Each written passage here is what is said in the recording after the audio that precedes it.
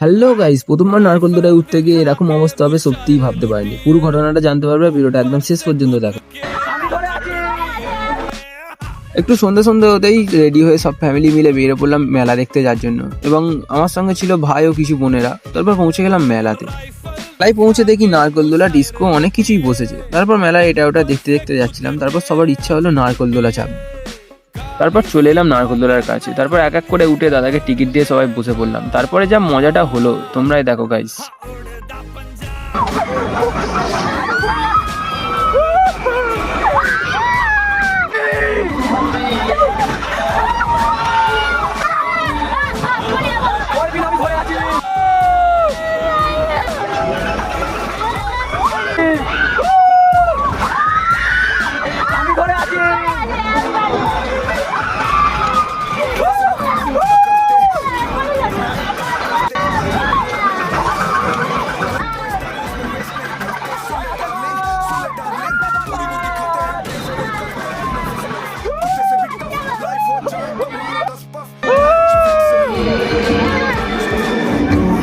তো তোমাদের একটা ফ্রি অ্যাডভাইস দিতে চাইছি গাইস, মেলায় এসে ভুল করেও কখনো নারকোলদোলা চাপতে আসুনি। আজ যা অবস্থাটা খারাপ হয়েছে না আমার, জীবনে চাপবো না ভাই। তো তারপর মেলায় এদিক ওদিক ঘুরছিলাম, তো একটা জিনিস চোখে পড়লো গাইস, তোমাদের উপর দেখাচ্ছি।